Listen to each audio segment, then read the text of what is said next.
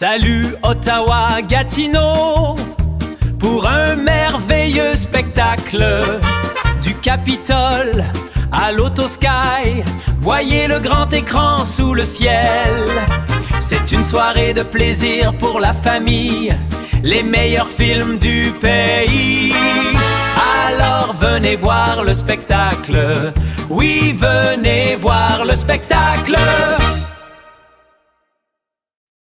Lumière, caméra, action. Remontez le temps jusqu'à l'aube du 7e art dans la région d'Ottawa-Gatineau. Des toits rétractables aux films, interdits, de l'autre côté de la rivière, les années 1906 à 1919 ont été toute une aventure pour les cinéphiles locaux. 1906-1907, la première étincelle de magie. L'étincelle cinématographique s'est allumée le 10 décembre 1906 avec l'ouverture officielle du Théâtre Bennet, suivie de près par le très bien nommé Unique. L'élan ne s'arrête pas là.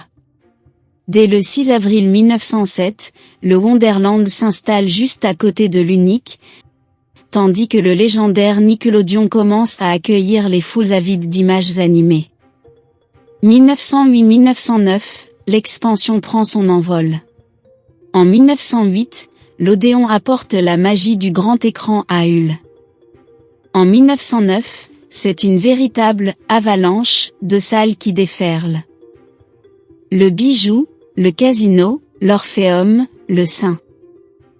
George E.T. Sterling. À Hull, l'Eldorado et le Talbotoscope rejoignent la partie. 1910 et 1913, nouveaux noms et icônes de quartier.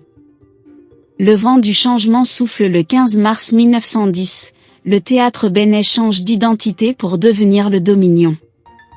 Plus tard cette année-là, le 24 octobre, le Family ouvre ses portes, rejoint par le Gaiety sur la rue Wellington et le Star.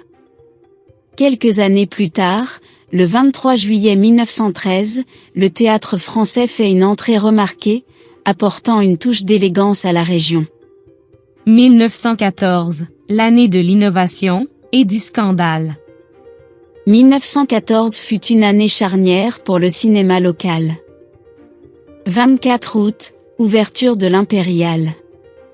12 September, N.L. Nathanson dévoile le théâtre Flower, une véritable merveille dotée d'un toit rétractable pour les belles soirées d'été.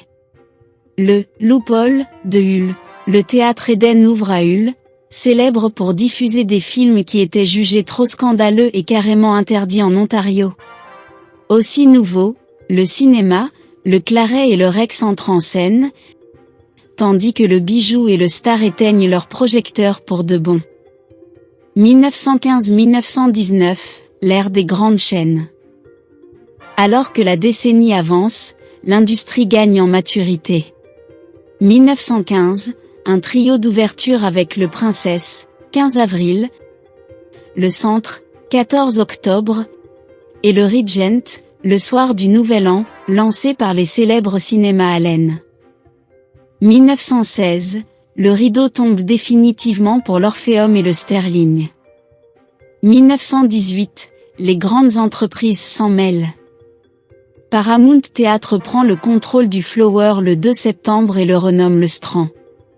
1919, le Claret prend un nouveau départ sous le nom de Fern, tandis que le St. George Firm officiellement SES Ports. Merci d'avoir regardé ce voyage dans le temps. Si vous aimez l'histoire locale, n'oubliez pas d'aimer la vidéo et de vous abonner pour ne rien manquer.